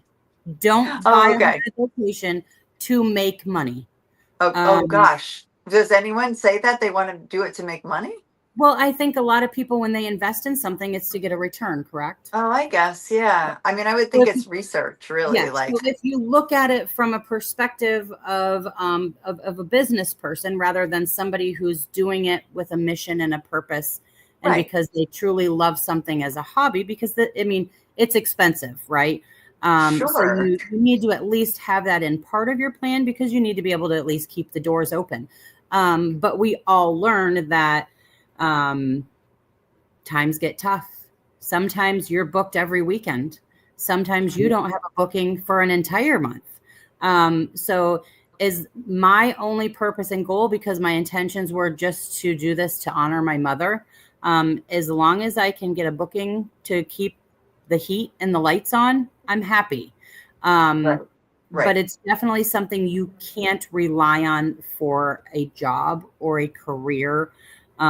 Because it's always costing money, especially if you're trying to historically restore a property. Every little bit that you bring in, you have to put back in so that this amazing place can stay standing. Sure. That's so expensive too. Absolutely.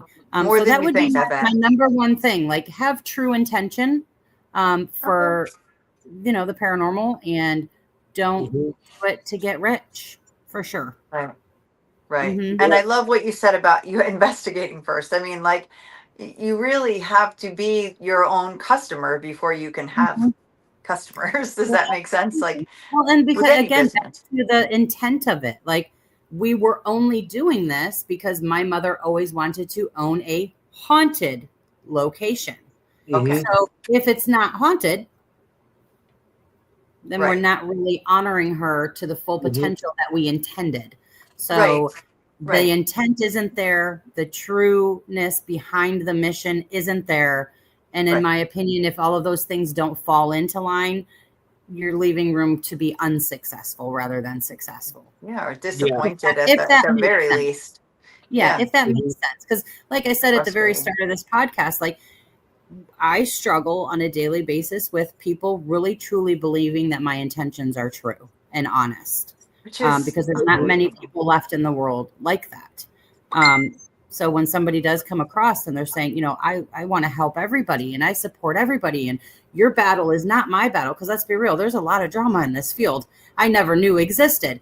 And I just love everybody. I don't your Same. issue is your issue. Your issue is your issue. I'm going to love everybody unless you directly hurt me intentionally.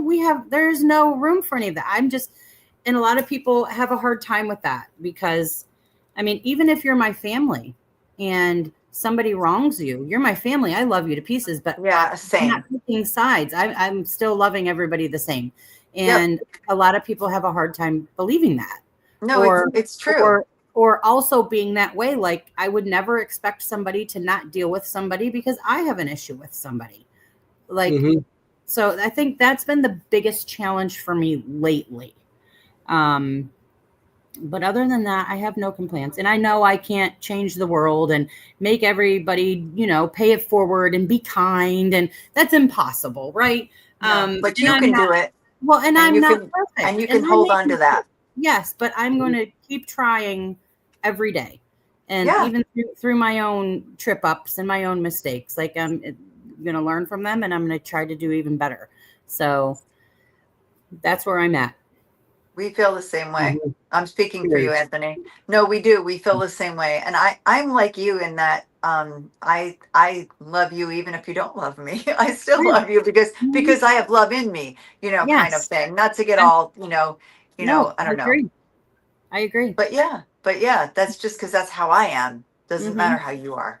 Kind of thing. Exactly. And it's tough, especially like when you have a group of people who feel a certain way about a certain person. And you understand why they feel this way. You understand why this side feels this way. And trying to support everybody on both sides and inevitably becomes impossible. So then you just kind of have to just be yourself, reset, do your own, and just get focused back to your goal sometimes.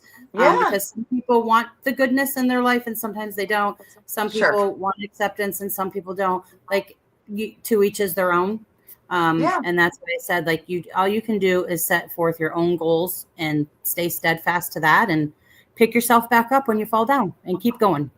I love that. And remember why we're doing this, you know, because we're all doing it together, really, in the end. So you know what? If you don't like this or whatever, I don't care. We're all doing this. Fun and focus on this. Relationships. Have fun.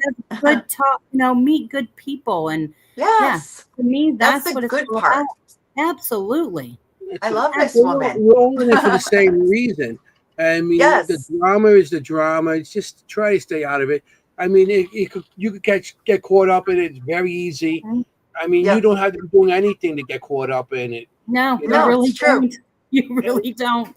No. You know, you just sit back and you're like, what just happened? Hey, exactly. It's tough. Like people go and then they don't want to be with it. It's like, okay, fine. And it's like, I'm not in it to, you know, I'm in it to, you know, be like, you know, I give everybody a chance. And how many times I had to start over because you have to cut people out because people are just don't want to, you know, cooperate or they just they love the drama and you don't want to be part of that drama. And like the Blue Bodie, my friend Bodie, she tells me all the time, you know, because I always wonder, like, why does this bother me so much?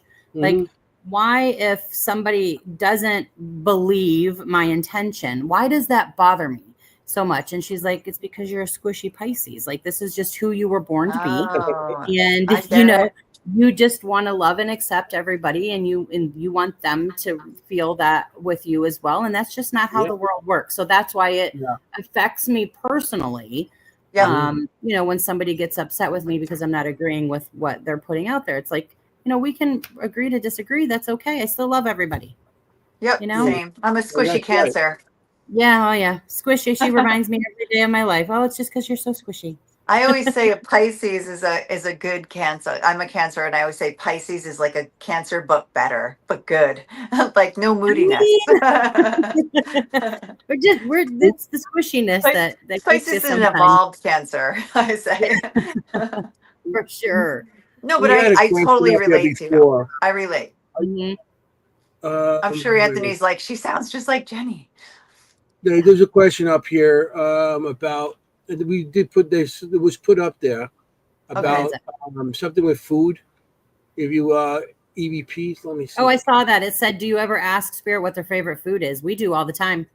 I love that question. Yeah, our good friend Amy, her go-to every single investigation, she asks Spirit if they like fried chicken every single time. Oh, I love that. I always say, what time is dinner? That's much better, though. That's a good one. Yeah, we always ask, do you like fried chicken? What time is dinner?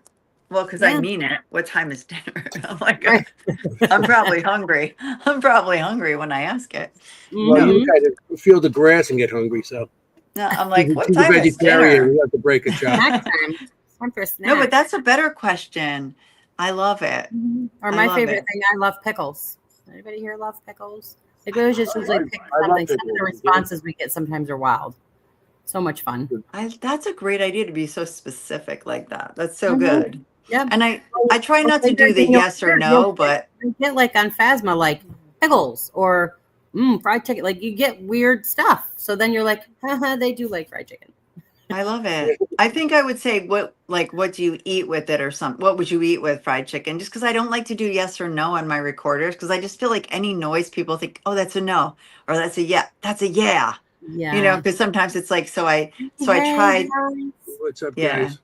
I love all these wonderful people in here. They came to the Creep It Real festival. I love them.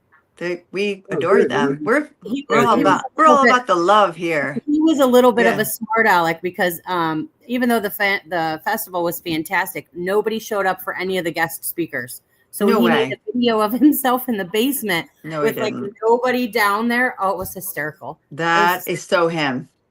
Yeah. Jeremy. Oh my God. Yes, totally. Yeah, he's great. Yeah, he did. He brought the kids along and they hung out with Dark Hollow's kids, and it was great. It was awesome. Oh, Jess is so sweet. Yeah. So sweet. I love it. They're great. Yeah. Well, we've seen them at the Gettysburg also. Yep. We had them on the show also. They're great people. Yeah, such good friends. Also, another amazing cause that he stands up for. Similar. I was thinking about Beyond the Badge when you were talking about your what you were doing, reaching out to people. Yeah, exactly. Yeah. And the possible roundtable or whatever you decide to do. Yeah. In the beginning, we hope you come back, Jeremy, for sure. Because I'm sure they could, definitely give you some input there. Oh, 100%. On that subject, because they support Survive First. So same idea. Absolutely. Same idea. We all have to live another day, survive another day. I'm sure they would agree that there. Yeah. So. Or the most famous thing that he says that I love the most is that it's okay to not be okay. Yeah. Mm-hmm. Very, very true. And that is very true. Very true. Very true. Yeah. So Adam's in Texas, so absolutely, Adam. We would love to have all of you. We everybody's welcome. Everybody. We'd love to have everybody up there. Experience someplace. Definitely going to have to get a trip. I'm over here in Queens. How far are you from the Poconos? Oh, not far. 3 hours.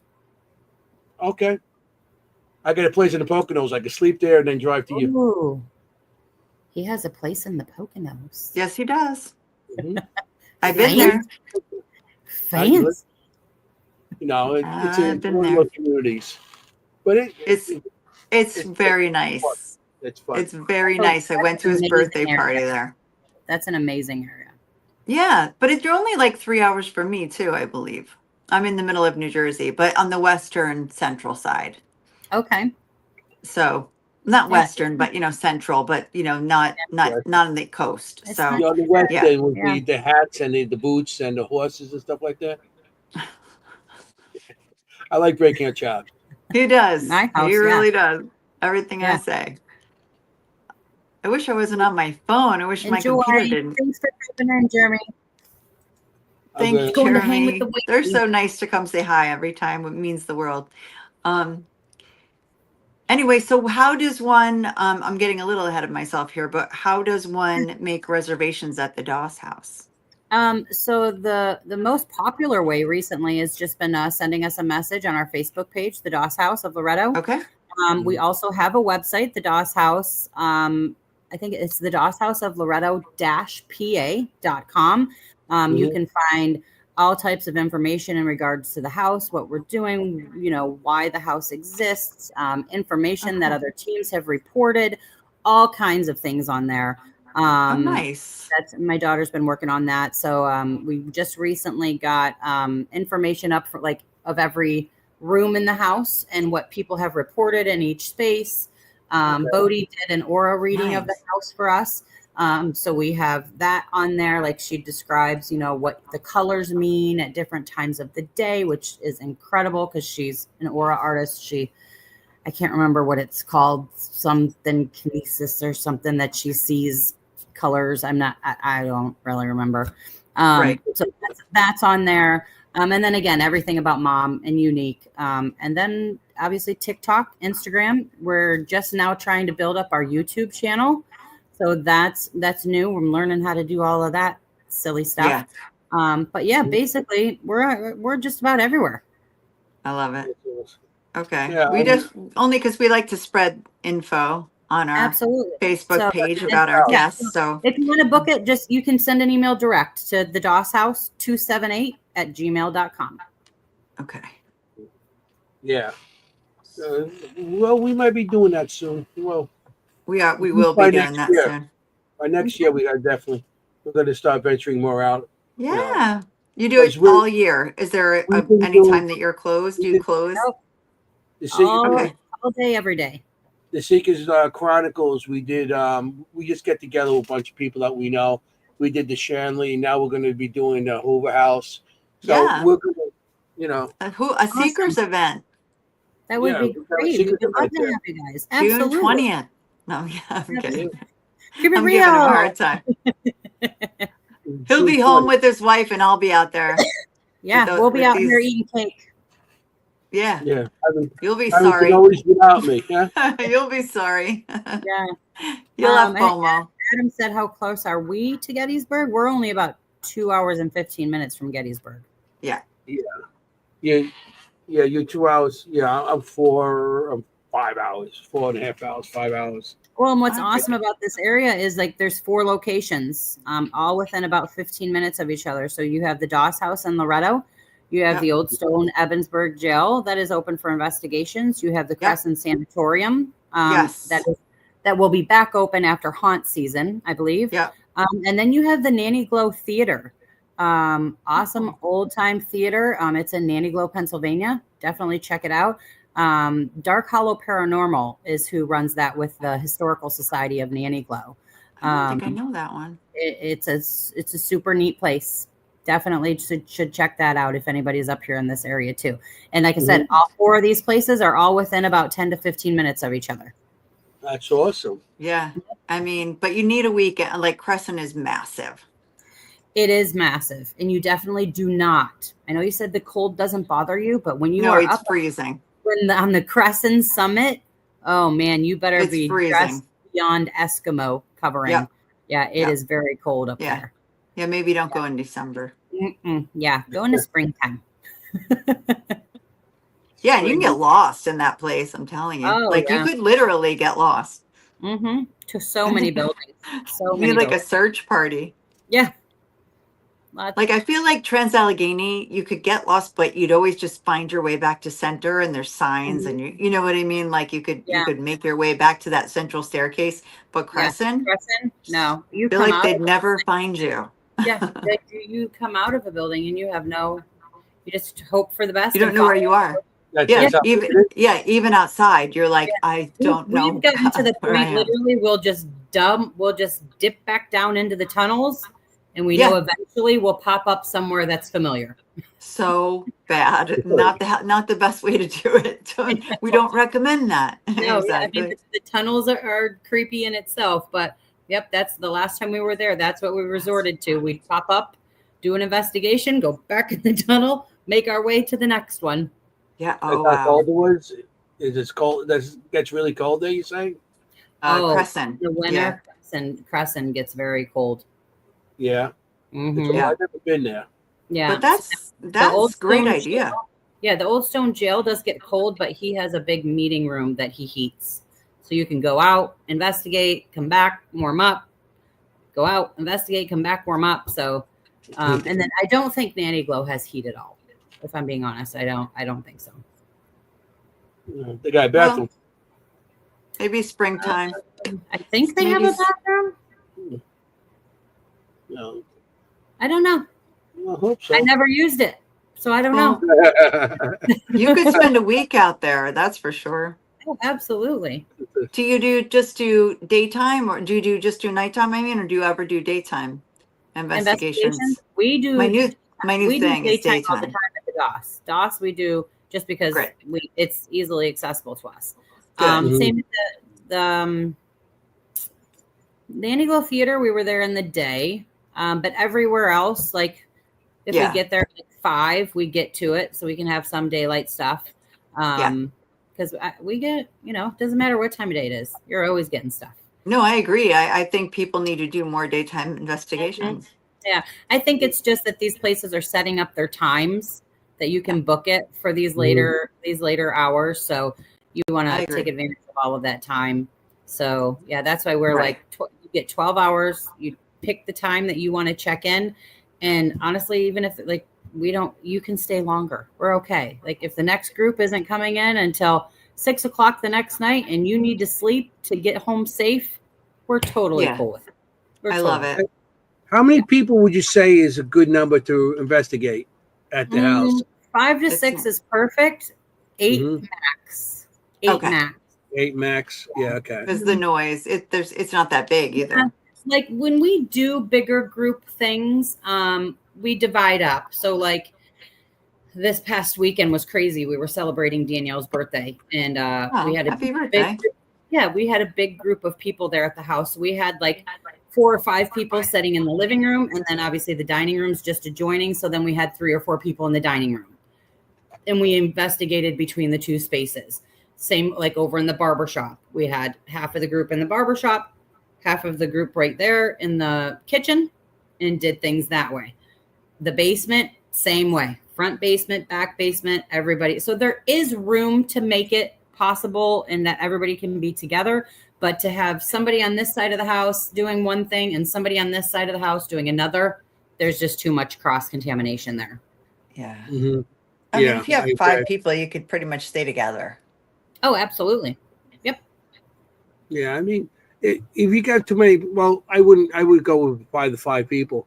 But if you get more than that, you always can have a group stay outside and do the inside the house and then alternate. Because I've done that at certain locations, the Hinsdale House and what do you call it, the Burlington Prison and stuff like that. We always have like a small group go in and have another group wait outside. That's a good idea. I mean, that's how you do it. Whatever works for you. That makes sense. We'll put Anthony in the van with all the cameras. I wouldn't mind that. You don't understand. He'd be in heaven. That would be his perfect investigation. I'm willing to place a bet right now that he would not. And I'm curious to see when he gets there to see if he would stay the night in that house alone. What, I bet he would. I don't think he would. No. Because he can. I would, because I'd be like, this place is so comfy. Yeah, because he has so many abilities, and there's good point. Spiritual traffic in there. Good point. I'm not so sure. Good point. I forgot. I would bet on that. Well, we'll see. He's not afraid of much. Challenge accepted. Yeah, no, I mean the basement sounds interesting, but I don't like to say it's. Do you ever find like you don't like to say much, right? Because you want people to go in and well, yeah, and I question. want to give false pretense, but at this point, there's so much. There's so You much can't hide it. now. Yeah. Yeah. So much out there. There's a couple spaces in there that definitely feel icky. I'm not a professional, and they're in my opinion, Yeah, none of us are. Everything is still always paranormal theory. Nothing's ever going to be proven. Exactly. Everybody has their opinions of what they sense and feel, and they're entitled to that. Like there was a big thing in the beginning. We know that people go in doing YouTubes using certain titles for clickbait and all of these things. Oh, but yeah. you can't, and then you actually click on it, and it's nothing of the sort. So, right. Unfortunately, sometimes you get that stigma attached with the location. That's nothing like that. But then you get some people that are definitely, like this energy is here. I see this. I feel this. And, you go from people, having such a low vibrational feeling of an energy to us having dance parties with spirit over in the barbershop, so it goes from here to here all of the time. So, and that's what makes the place so unique. And because it's so new and we're learning so much every single day. Mm-hmm. I can only imagine what it's going to be like in a few years, like what you're going to learn, like what you're going to, that's so exciting. Yeah. Mm-hmm. And finding the documentation. And we found out that Frank, he lives across the street. He was Doss's best friend, and he was the town's historian. He had tried for years to have that building deemed a historical site. But he just kept running into one wall after the other. The first was because there was no documentation from 1810 to like 1832, I think it was, because it was that meeting house, and it wasn't built as a home. Right. So until it was actually deeded a home, that was one strike that they put against him. And then because they actually added on to the original structure up into the mid 1900s, that put another stone in the road. So I think, but that's so common. I know, which is very odd. I know Danielle's going to try looking into it again. I mean, because the original structure is over 200 years old. That's pretty incredible. I mean, if you could get that, boy, would that help you a lot. Yeah, we're going to try. We're really sad that I will we have to cross paint my the building. fingers. That's making us sad because couldn't you get somebody like go and like down the basement, the foundation and stuff, and take samples and give it a date? I don't know that answer. It would be something to look into for sure. Mm-hmm. Because like an archaeologist. Yeah, because they could do it with old bones. No, I don't think it's silly. I think it's good. No, but it's too bad they don't just believe it. Like, I mean, they don't have any documentation. As long as there's a foundation there that's a couple hundred years old, they got to look into that. They'll say, well, there is an actual document from 1810 for this building. There is an actual, but like I said, these were the hiccups that Frank said were along the way. Yeah, I'm sure if anyone knew how to do it, it was Frank. In the 1830s, it was then deemed a home. So that alone should have gotten it, but then they threw at him that no, because this was built on and this was built on, and it's not original, and it's not this, and it's. But that shouldn't matter. Yeah. I mean, this area, who knows? If it was up to Loretto, they'd probably bulldoze the property just to get us out there at this point. So they're picky. That is true. Yeah. But I mean, if anyone knows how to do it, it would have been him, as a historian. Right. He did try for a lot of years, I guess. Well, yeah. Oh, wow. Yeah. I know. I just realized that myself, that we would have talked for right over 2 hours without even realizing it. We've got like a minute. This is how I realized it. Adam says, "Oh, great show." Thanks, Adam. Thanks for letting us know that is. We still could have talked for another couple hours. I know. And isn't anyone keeping time here? Yeah, really. So I really got to end the show. It's like, what a great show! Oh my gosh, we are so grateful to you for coming on. Thank you for coming on. Absolutely, anytime. Yeah, and we'll keep in touch about all the stuff that we talked about. Yeah. And, after the show, don't go away right away. We'll talk a couple more minutes before, I will be here. Okay. So I really got to say goodbye. Yeah. Gosh, we got like This is 30 cool. seconds. Yeah. Everyone, thanks for coming. And I'll let Anthony do his outro. Yeah, I wanted to thank everybody for coming tonight, and I want to thank Shauna. We'll miss Danielle. Wish she was here Yes. too. And happy Um, birthday. yeah, happy birthday. Storyteller. I want to thank like I said, everybody in the audience. I want to thank you. We are running out of time, so I got to just say, everybody, when you go on investigation, you got to be safe because you want to look for ghosts. You don't want to be a ghost. Okay, forget about it. Ciao, familia. Bye, everyone. All right. Thanks for coming. Thank you. Hey, how you doing?